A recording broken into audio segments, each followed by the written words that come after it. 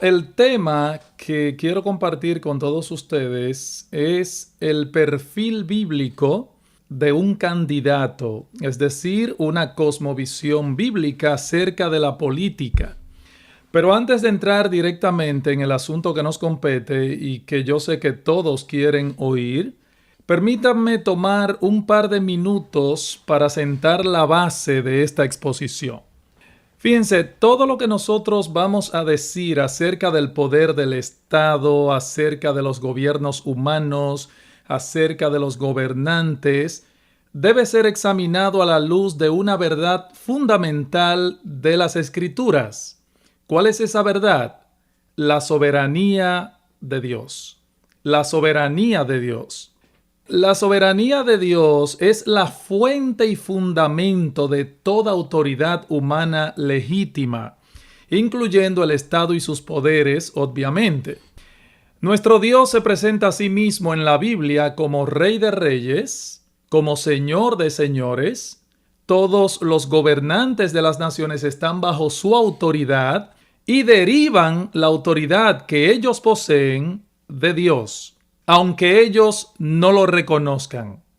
Aunque ellos no lo reconozcan, hermanos, eso es así. La Biblia dice en Romanos capítulo 13, versículos 1 al 2, sométase toda persona a las autoridades superiores, porque no hay autoridad sino de parte de Dios, y las que hay por Dios han sido establecidas. Es basado en esa realidad que el Señor Jesucristo incluso le dice a Pilato en Juan 19:11, ninguna autoridad tendrías sobre mí si no te fuere dada de arriba. Ninguna autoridad tendrías contra mí, Pilato, si no te fuere dada de arriba.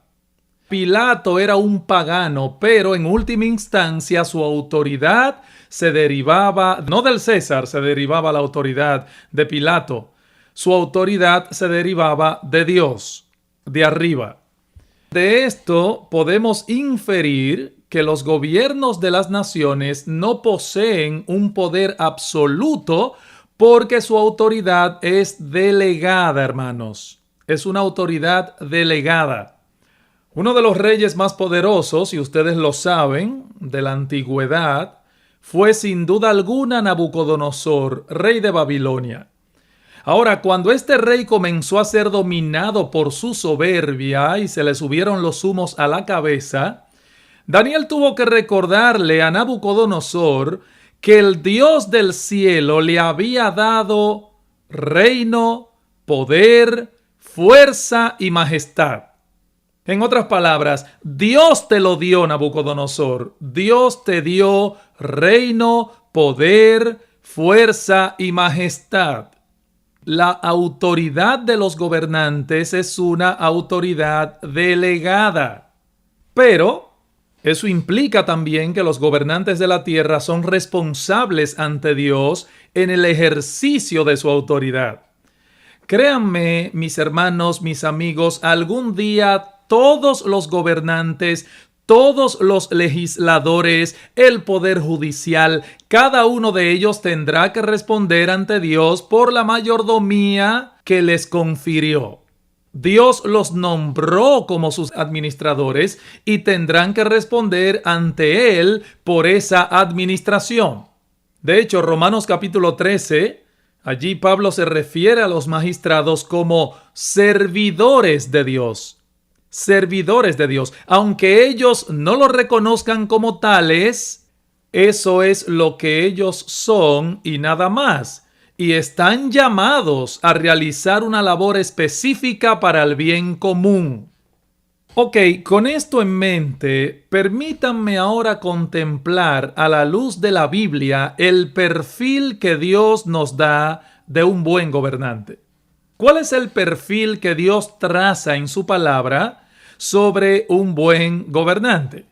Ahora, noten, hermanos, debo aclarar, hermanos y amigos que me están escuchando en este momento, noten que un perfil no es lo mismo que una fotografía.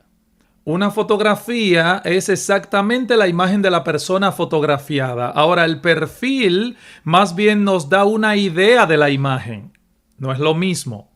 Bueno, ningún ser humano sería la imagen perfecta del buen gobernante o magistrado que Dios bosqueja en su palabra. Ninguno.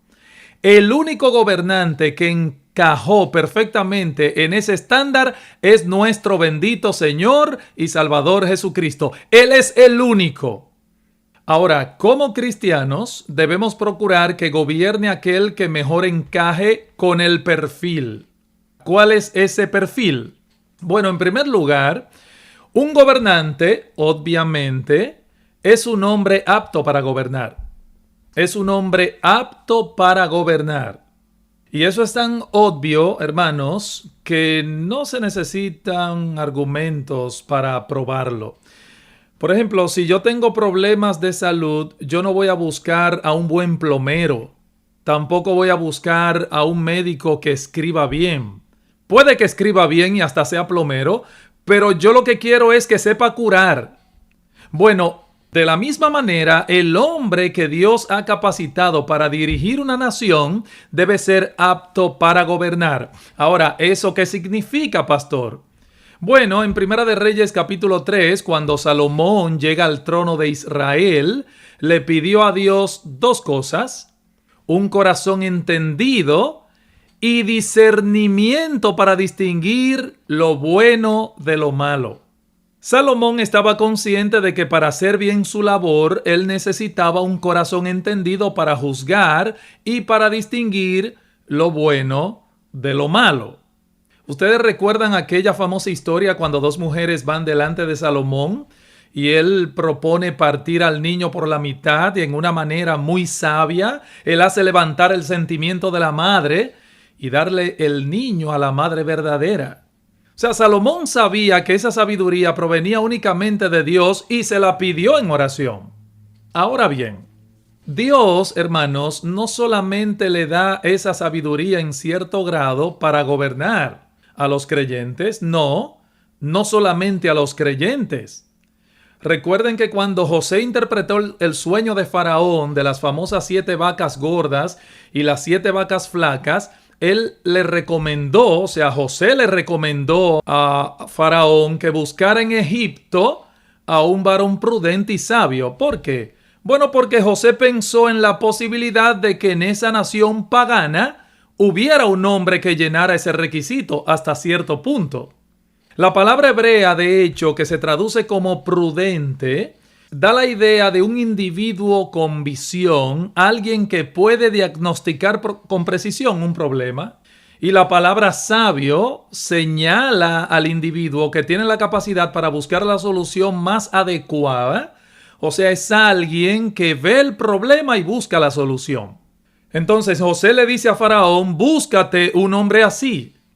Por eso yo estoy de acuerdo con Lyndon Johnson, que decía que la tarea más difícil de un presidente no es hacer lo recto, sino saber qué es lo recto. Eso decía Lyndon Johnson. La tarea más difícil de un presidente no es hacer lo recto, sino saber qué es lo recto. Así que, en primer lugar, un buen gobernante es alguien que es apto para gobernar. En segundo lugar, un buen gobernante es un hombre comprometido con la justicia. Un buen gobernante es un hombre comprometido con la justicia. Otra vez, cuando Daniel interpretó el sueño a rey Nabucodonosor, nosotros vemos cómo Daniel se atreve a darle un consejo a este rey pagano y le dice lo siguiente: por tanto, oh rey, acepta mi consejo. ¿Y cuál era su consejo? Acepta mi consejo, rey, tus pecados redime con justicia, haciendo misericordia para con los oprimidos. En otras palabras, rey, esa es tu función aunque tú seas un pagano.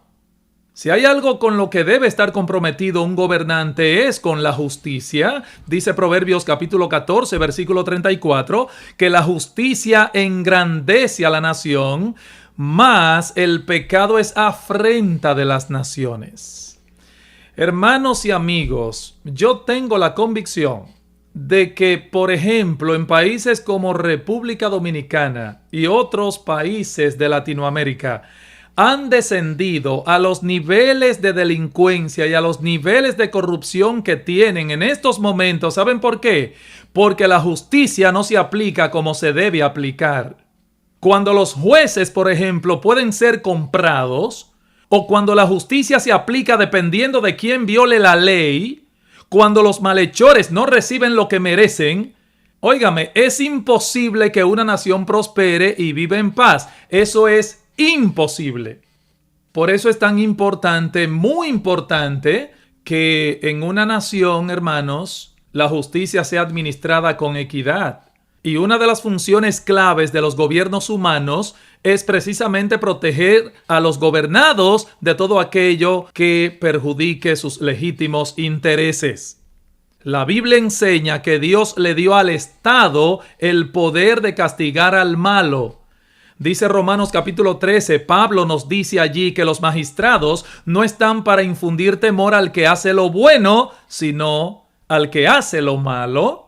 Y luego señala que no es en vano que al Estado se le da el poder de la espada, es decir, la capacidad de castigar al malhechor. Dios sabe que el hombre después de la caída se convirtió en un ser egoísta que haría todo lo posible para hacer prevalecer su voluntad, para procurar sus intereses personales, aun a costa de dañar a otros si es necesario, a menos que él sea frenado por un poder legítimo. Tercero, y conectado con lo anterior, algo sumamente importante voy a decir ahora en tercer lugar: un buen gobernante es un hombre que no se sitúa a sí mismo por encima de la ley. Un buen gobernante es un hombre que no se sitúa a sí mismo por encima de la ley. Mis hermanos, mis amigos, en los casi 51 años que yo tengo de edad, le voy a confesar algo. Nunca he visto a un candidato que haya dicho: miren, honestamente yo soy un ladrón, yo soy un hombre corrupto, así que cuando yo llegue al gobierno yo voy a robar, pero aún así yo les pido que voten por mí. Óigame, yo en mi vida nunca he oído a un candidato que ha dicho algo así. Nunca. Todos los candidatos, todos, absolutamente todos, se presentan como personas honestas. Yo no estoy poniendo en duda que lo sea o no. Lo que estoy diciendo es que cada persona dice de sí mismo ser un buen o un hombre honesto. El problema es que nosotros no tenemos a la mano todas las herramientas necesarias para poder confirmar ese rasgo de carácter. Ese rasgo de carácter nosotros no lo podemos confirmar porque no tenemos, repito, todas las herramientas a la mano. Y aún en el caso de una persona honesta que llegue a la presidencia, todo el mundo es susceptible a corromperse cuando tiene el poder en las manos. Esa es una realidad. ¿Cuál es la solución? Hay una sola: un sistema de gobierno donde el poder judicial actúa independiente y equitativamente, donde aún los gobernantes sean plausibles de ser llamados a responder por sus actos. Esa es la única solución. Ustedes se acuerdan cuando el rey Acab y la viña de Nabot, aquella, él se la tomó a la fuerza, abusando de su poder. Acab tomó por fuerza la viña de Nabot. Este hombre cometió una injusticia. ¿Y saben qué? Dios le aplicó justicia a él. A Acab. Dios se la aplicó. Ningún ser humano está por encima de la ley, hermanos. Ni los políticos, ni los religiosos tampoco. En Hechos capítulo 25, Pablo dice: si alguna cosa digna de muerte he hecho yo, no rehúso a morir. Nadie está por encima de la ley. En cuarto lugar, un buen gobernante se rodea de hombres íntegros y competentes. Un buen gobernante se rodea de hombres íntegros y competentes. Miren, los hombres de los que se rodea un gobernante poseen una importancia capital. ¿Saben por qué? Porque nadie gobierna solo. Nadie gobierna solo. Por eso la Biblia enfatiza la necesidad de que los gobernantes se rodeen de hombres íntegros. Escuchen las palabras del rey David en el Salmo 101, verso 7. Dice: no habitará dentro de mi casa el que hace fraude, el que habla mentira no se afirmará delante de mis ojos. Eso lo dijo un rey, David. Otro texto, Proverbios 25, verso 5, aparta al impío de la presencia del rey y su trono se afirmará en justicia. Fíjense, Salomón, un hombre muy sabio, también dice en Eclesiastés capítulo 10, versículo 5, hay un mal que he visto debajo del sol a manera de error emanado del príncipe, y es que la necedad está colocada a grandes alturas. Oigan eso.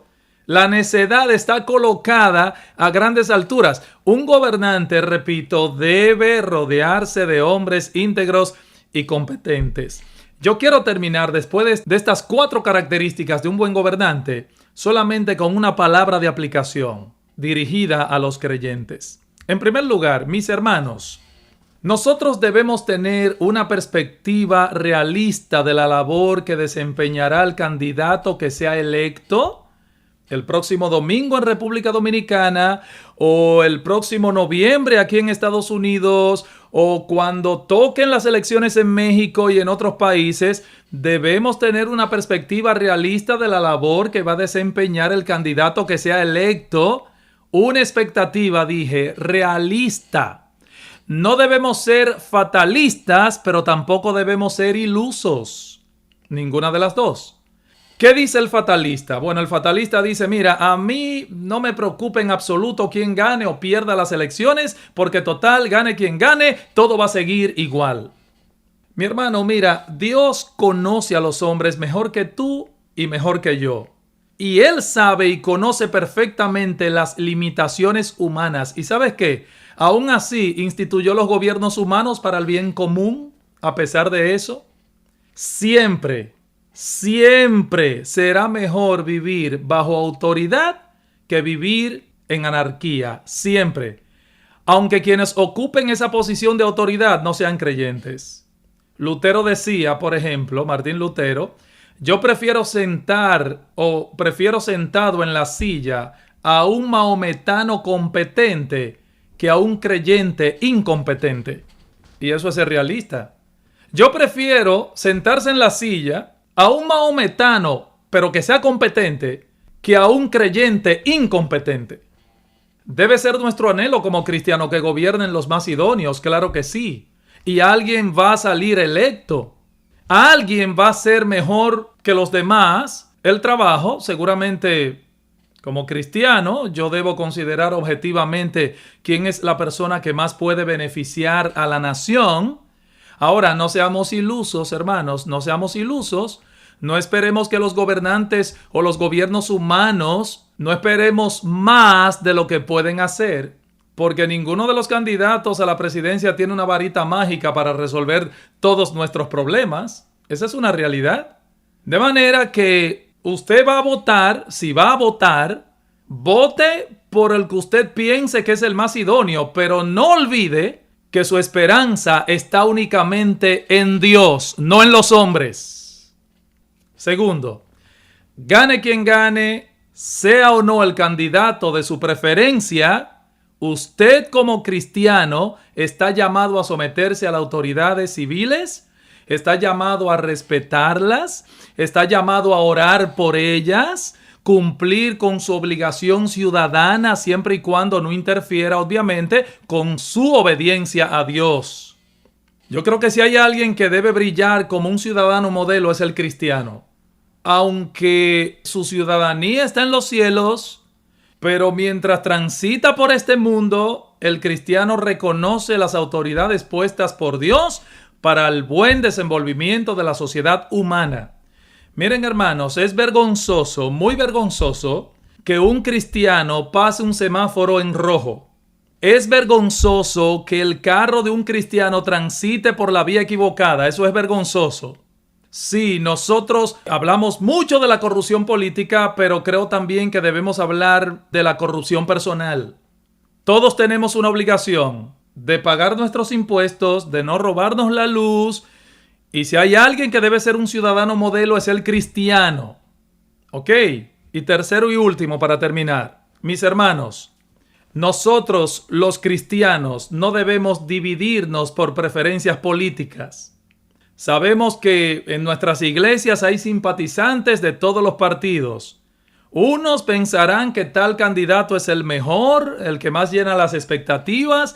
Otros pensarán que es otro candidato. Este es un asunto en el que tenemos derecho de tener opiniones distintas y aún incluso a defenderla con un espíritu cristiano. Eso es legítimo. Pero, hermanos, mis hermanos, en las cosas que realmente son más importantes, si somos cristianos, no tenemos opiniones distintas y por lo tanto no hay razón alguna para que nos dividamos en las cosas que son de menor importancia. Los cristianos servimos, amamos y adoramos a un mismo Dios y Padre. Confiamos en el mismo Salvador. Proclamamos el mismo Evangelio, que hay salvación en Cristo para todo aquel que cree y tenemos exactamente la misma esperanza. En el cielo no seremos ni PRDistas, ni PLDistas, ni reformistas, ni demócratas, ni republicanos, etcétera, etcétera. En el cielo seguiremos siendo todos hijos del mismo Dios por los siglos de los siglos. Hermanos, de verdad, que el Señor nos dé sabiduría para ejercer ese derecho al voto con una limpia conciencia y procurando los mejores intereses de la nación en la que Dios providencialmente nos permitió nacer y vivir, pero mostrando al mismo tiempo que nuestra ciudadanía está en los cielos, de donde esperamos a nuestro Salvador, el Señor Jesucristo. Que Dios nos bendiga.